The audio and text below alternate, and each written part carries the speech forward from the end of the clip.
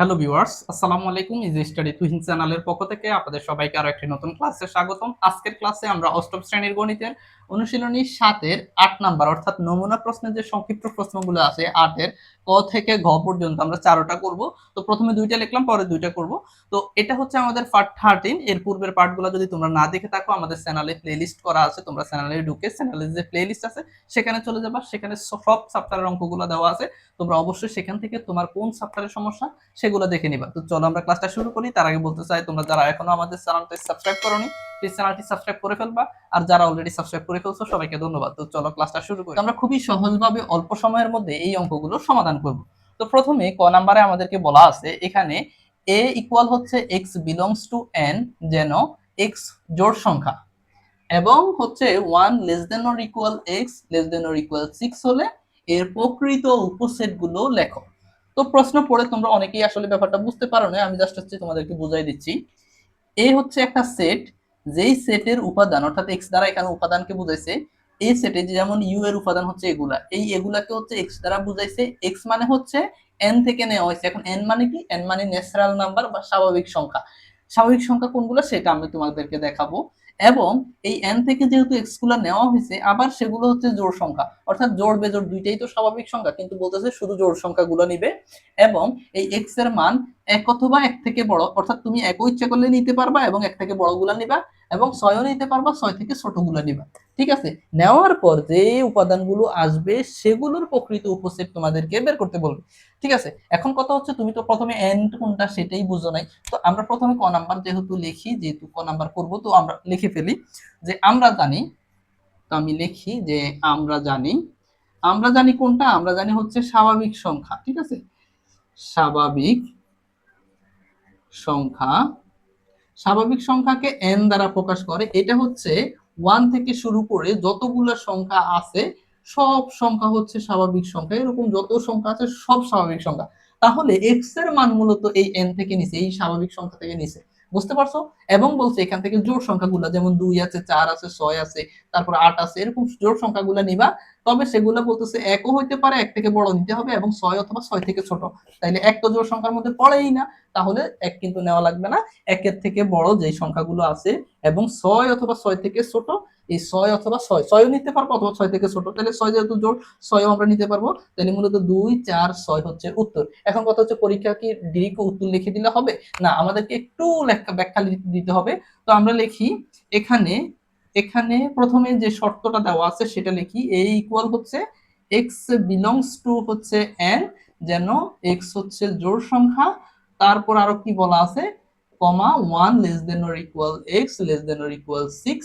ঠিক আছে? এটা দেওয়া আছে। তো আমরা বলবো এখানে, এখানে বা এটা আমরা হচ্ছে দেওয়া আছে দিতে পারি, এটা দেওয়া আছে দিব, তারপর এখানে লিখবো। তো এটা হচ্ছে দেওয়া আছে। ঠিক আছে? আর এখানে লিখে আমরা লিখবো এখানে a এর উপাদান, উপাদান সমূহ, সমূহ স্বাভাবিক, স্বাভাবিক, এগুলো যেহেতু স্বাভাবিক সংখ্যার মধ্যে জোড়গুলো, তো আমরা লিখবো জোড় স্বাভাবিক সংখ্যা। তাহলে এ এর উপাদান সমূহ জোড় স্বাভাবিক সংখ্যা, তাহলে লিখতে দেখতে সুন্দর হবে। জোড় স্বাভাবিক সংখ্যা, এবং তা এক অথবা এক থেকে বড়, এবং তা এক অথবা এক থেকে বড় ও 6 অথবা 6 থেকে ছোট। ঠিক আছে? তো আমরা লিখবো সুতরাং আমাদের এ সমান সমান হচ্ছে, যেহেতু এক অথবা এক থেকে বড় জোড় সংখ্যাগুলো নিব, তাইলে 2, তারপর 4, তারপর 6, এবং 6 অথবা 6 থেকে ছোট। তাহলে 2, 4, 6, এটা হচ্ছে আমাদের এ। ঠিক আছে? তাহলে এ আমাদের বের করা শেষ। এখন এ এর আমরা হচ্ছে প্রথমে উপসেট বের করব, তারপর ওই উপসেট থেকে প্রকৃত উপসেট গুলো বের করব। ঠিক আছে? আশা করি তোমরা উপসেট কিভাবে বের করতে হয় সেটা জানো। তো আমরা এখানে লিখি যে এ এর উপসেট সমূহ হলো, এ এর উপসেট বা এটাকে শক্তি সেটও বলা হয়, পাওয়ার অফ এ ও বলা হয় অনেক সময়। তো আমরা এর উপসেট গুলো মূলত হচ্ছে, প্রথমে যতগুলা আছে, এই যে যেমন এ এর মধ্যে কয়টা আছে, একটা দুইটা তিনটা, যতগুলো আছে সবগুলো একবার নেব, 2 4 6, কেমন? এটা প্রথমে তিনটা যেহেতু দেওয়া আছে, তিনটা দিয়ে একটা নেব, তারপর হচ্ছে তিনটা দিয়ে আর নেওয়া যাবে না, এবার হচ্ছে তিনটা থেকে কমাইয়া এবার 2 দিয়া এই দুইটাকে লিখবো, তাহলে প্রথমে 2 আর 4 নিব, মানে দুইটা করে নেব, 2 4, 2 আর 4 লিখলাম, এবার 2 আর 6 লিখবো, ঠিক আছে, 2 6, ওকে, 2 দিয়া শেষ, এবার 4 দিয়ে লিখবো, 4 আর 6, ওকে, 4 6। এখন তোমরা এটা অনেকে বুঝতে পারো না যে স্যার কিভাবে করবো। এই বাম পাশ থেকে ডান পাশে যাবা, প্রথমে তিনটা লিখলাম, তিনটার কাজ শেষ, এবার দুইটা করে লিখবো, প্রথমে 2 দিয়া দুইটাই লিখবো, তাহলে 2 আর 4 লিখলাম, 2 আর 6 লিখলাম, 2 এর কাজ শেষ, এবার 4 দিয়ে 4 আর 6 লিখবো, আর তো নাই, তাহলে এটাই শেষ, ঠিক আছে। এবার হচ্ছে সিঙ্গেল সিঙ্গেল, যেহেতু 2 এরটাও শেষ, এবার হচ্ছে সিঙ্গেল সিঙ্গেল লিখবো, তাহলে প্রথমে 2 আছে 2, তারপর হচ্ছে 4 আছে 4, তারপর হচ্ছে 6 আছে 6 লিখলাম, আর কোনো উপাদান ছাড়া হচ্ছে একটা ফাঁকা সেট নেব, ঠিক আছে। আর এই সবগুলো উপাদানকে আমরা একটা সেকেন্ড ব্র্যাকেটের ভিতরে রাখবো সর্বশেষ, ঠিক আছে, আশা করি বুঝছো। এখন এখন কথা হচ্ছে এখানে কয়টা হয়েছে সেটা আমরা কিভাবে বুঝবো। তোমার এখানে এ এর উপাদান কয়টা, এখানে একটা দুইটা তিনটা, তাহলে তুমি কি করবা, 2 এর উপর কিউব দিবা, 2 এর উপর কিউব দিলে কত হয় 8, তাহলে এই এ এর উপসেটও কিন্তু 8টা হবে, তাহলে দেখো একটা দুইটা তিনটা চারটা পাঁচটা ছয়টা সাতটা আটটা, আটটা হয়েছে, তার মানে আমাদের অঙ্ক ঠিক আছে। তো এখান থেকে প্রকৃত উপসেট কোনগুলা, প্রকৃত উপসেট হচ্ছে মূলত এইটার, এই এর উপাদান যেগুলো আছে না, এইটার সাথে ম্যাচিং করা যেটা আছে সেটা ছাড়া ছোটগুলা, বুঝতে পারছো। তাহলে এই যে এখানে তিনটা আছে, তিনটা যুক্ত একটা আছে, এইটা বাদে বাকি যে ছোটগুলা সেগুলাই হচ্ছে এ এর প্রকৃত উপসেট। তো আমরা লিখবো সুতরাং এ এর প্রকৃত উপসেট, ঠিক আছে, যেটা আমাদেরকে বললো এখানে প্রকৃত উপসেট সমূহ সমান, তো সেকেন্ড ব্র্যাকেট দিয়ে প্রথমে হচ্ছে আমরা লিখবো, এটা যেহেতু প্রথমে হচ্ছে 2 4, তারপর হচ্ছে কত 2 6, তারপর হচ্ছে কত 4 6, তারপর হচ্ছে 2, তারপর হচ্ছে 4, তারপর হচ্ছে 6, তাহলে আর হচ্ছে কত ফাঁকা সেট, ঠিক আছে। তো দেখো আমি একটু উঠাই দিই, ঠিক আছে, আশা করি তোমরা বুঝতে পারছো, এটাই হচ্ছে আমাদের এ এর প্রকৃত উপসেট, বুঝতে পারছো। জাস্ট উপসেট থেকে যেটা ম্যাচিং হয় সেটা বাদ দিলে বাকিগুলোই হচ্ছে প্রকৃত উপসেট। ওকে, এবার হচ্ছে আমরা খ নাম্বারটা সমাধান করি। খ নাম্বার এখানে বলছে ইউ ইকুয়াল হচ্ছে একটা মান দেওয়া আছে এবং বি এর মান দেওয়া আছে, জাস্ট হচ্ছে আমাদেরকে বি কমপ্লিমেন্ট বের করতে বলছে। তো আমরা খ করব, তো আমরা লিখি খ, একদম সহজ, যে দেওয়া আছে ইউ ইকুয়াল হচ্ছে আমাদের যে মান 1 2 3 4 5 6, এটা হচ্ছে ইউর মান। আরেকটা মান দেওয়া আছে আমাদের বি এর মান, বি ইকুয়াল দেওয়া আছে 2 4 6, ঠিক আছে, দুইটা মান দেওয়া আছে। সুতরাং আমাদেরকে বি কমপ্লিমেন্ট মানে হচ্ছে ইউ সার্বিক সেট থেকে হচ্ছে বিটাকে মাইনাস করা, বিয়োগ করা, ঠিক আছে। তো ইউর মান যেহেতু দেওয়া আছে 1 2 3 4 5 6, বিয়োগ হচ্ছে বির মান যেহেতু দেওয়া আছে আমাদের 2 4 6, তো আমরা ইউ থেকে যদি এটা বাদ দিই তাহলে 2 4 6 বাদ যাবে, 2 যাবে 4 যাবে 6 যাবে, এগুলো বাদ যাবে, তাইলে থাকে হচ্ছে 1, তারপর হচ্ছে 3 থাকে 1 3, তারপর হচ্ছে 5, ঠিক আছে। এটাই হচ্ছে আমাদের উত্তর, আশা করি বুঝে গেছো। খ নাম্বারটাও খুবই সহজ।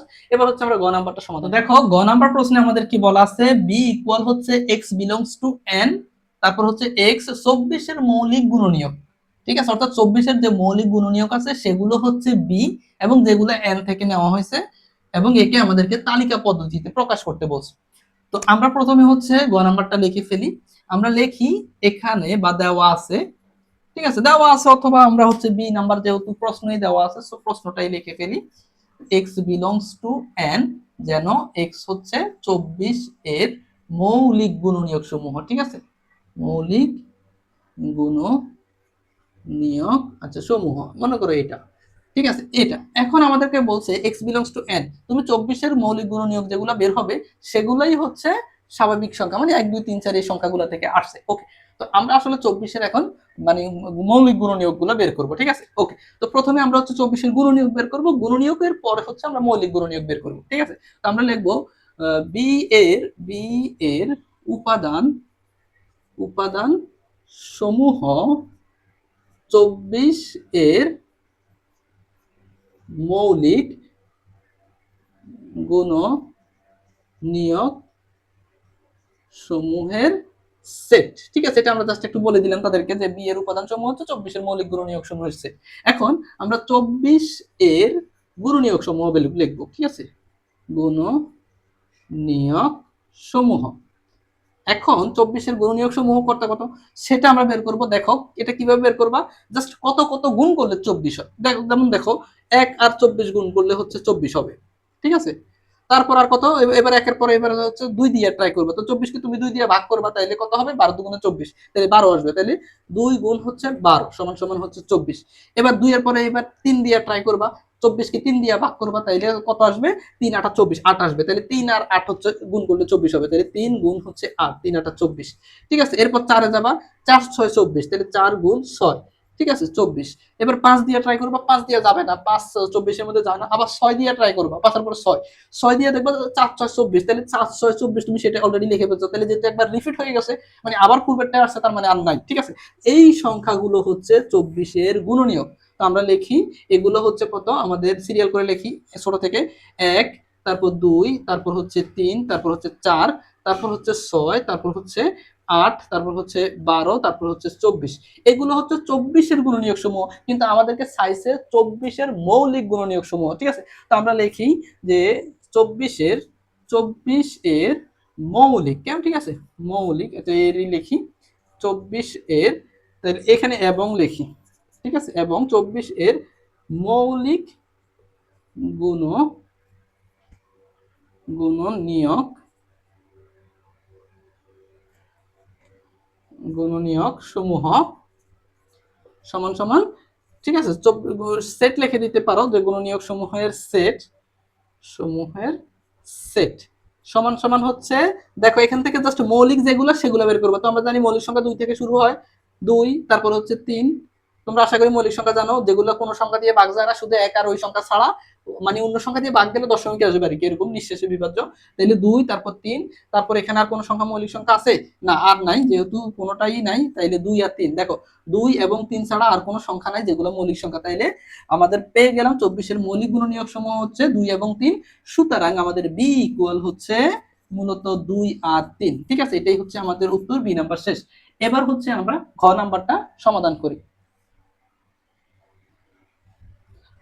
তো দেখো আমাদের ঘ নাম্বার প্রশ্নে কি বলছে, এখানে বলছে পি ইকুয়াল হচ্ছে এক্স, এক্স জানো এক্স 6 এর গুণনীয়ক সমূহ, এবং কিউ হচ্ছে এক্স জানো এক্স 8 এর গুণনীয়ক সমূহ। তারপর পি এবং কিউ এর আমাদেরকে ইউনিয়ন করতে বলছে। তো আমরা প্রথমে পি এর যেহেতু এগুলো গঠন পদ্ধতিতে আছে, এগুলো যে উপাদান বা তালিকা পদ্ধতিতে এটাকে নিয়ে যাই। তো আমরা লিখবো এখানে, এখানে পি ইকুয়াল হচ্ছে এক্স বিলংস, এক্স জানো এক্স হচ্ছে 6 এর গুণনীয়ক সমূহ। ঠিক আছে, ওকে, গুণনীয়ক সমূহ, গুণনীয়ক সমূহ সমূহ এটা।